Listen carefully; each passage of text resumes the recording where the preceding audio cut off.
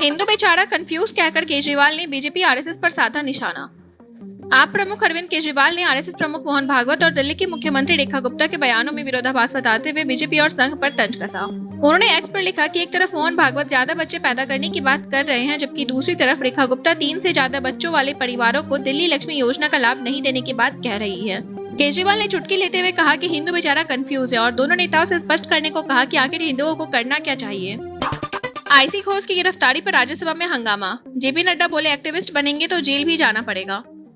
NEET paper leak और छात्र प्रदर्शन पर पुलिस कार्रवाई को लेकर राज्यसभा में जोरदार हंगामा हुआ। कांग्रेस अध्यक्ष मल्लिकार्जुन खड़गे ने सरकार पर छात्रों के दमन का आरोप लगाया, जबकि केंद्रीय मंत्री जेपी नड्डा ने पुलिस की कार्रवाई का बचाव करते हुए कहा कि कानून व्यवस्था बनाए रखने के लिए यह जरूरी था।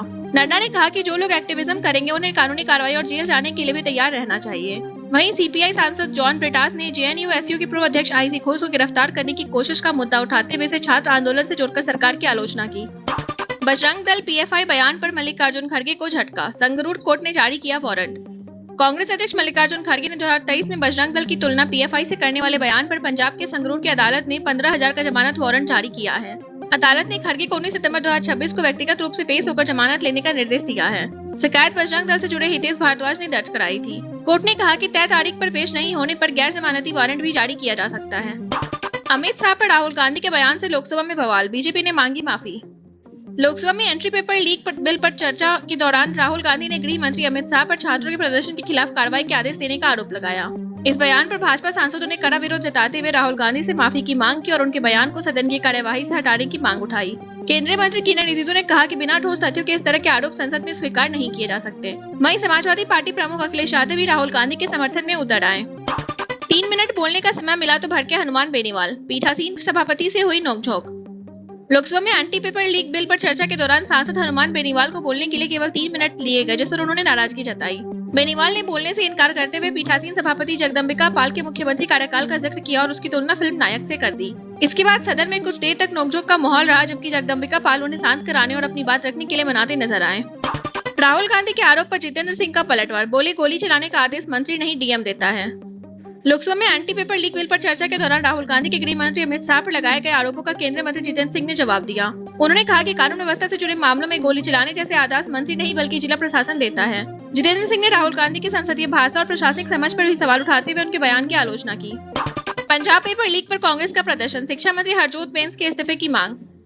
पंजाब में फार्मेसी अफसर भर्ती परीक्षा में कथित पेपर लीक को लेकर कांग्रेस ने भगवंत मान सरकार पर हमला तेज कर दिया है। संसद परिसर में कांग्रेस सांसदों ने प्रदर्शन करते हुए पंजाब की शिक्षा मंत्री हरजोत सिंह बैंस के इस्तीफा की मांग की। कांग्रेस सांसद गुरजीत सिंह औजला ने आरोप लगाया कि पंजाब में कई पेपर लीक हो चुके हैं और सरकार इस पर कार्रवाई करने में विफल रही है। बीपीएससी टीआरई 4 में 32,388 शिक्षकों की होगी भर्ती, सरकार ने बीपीएससी को भेजी अधियाचना।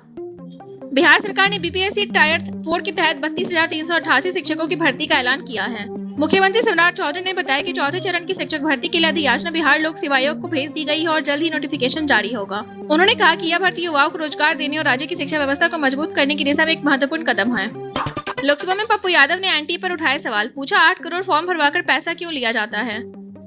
एंटी पेपर लीक बिल पर चर्चा के दौरान पूर्णिया के सांसद पप्पू यादव ने लोकसभा में एनटी की कार्यप्रणाली पर सवाल उठाए। उन्होंने कहा कि जब नौकरियां सीमित है तो करोड़ों आवेदन क्यों मंगाए जाते हैं और परीक्षा शुल्क से होने वाली कमाई का हिसाब कौन देगा। पप्पू यादव ने एनटीए की आय जवाबदेही, ऑडिट और आरटीआई से जुड़े मुद्दे भी उठाए और परीक्षा प्रणाली में पारदर्शिता सुनिश्चित करने की मांग की। राहुल और प्रियंका के बयानों पर कार्रवाई, 2 दिन में भाई बहन की टिप्पणियां लोकसभा रिकॉर्ड से हटाई। एंटी पेपर लीक बिल पर चर्चा के दौरान राहुल गांधी के कुछ बयानों पर लोकसभा में जोरदार हंगामा हुआ। सत्ता पक्ष की आपत्ति के बाद उनके कुछ शब्द और गृह मंत्री अमित शाह पर की गई टिप्पणी को सदन की कार्यवाही से हटा दिया गया। इससे पहले प्रियंका गांधी के एक बयान को भी रिकॉर्ड से हटाया गया था। लगातार 2 दिनों में कांग्रेस के दोनों नेताओं की टिप्पणियां कार्यवाही से हटाए जाने को लेकर संसद में राजनीतिक विवाद और तेज हो गया है।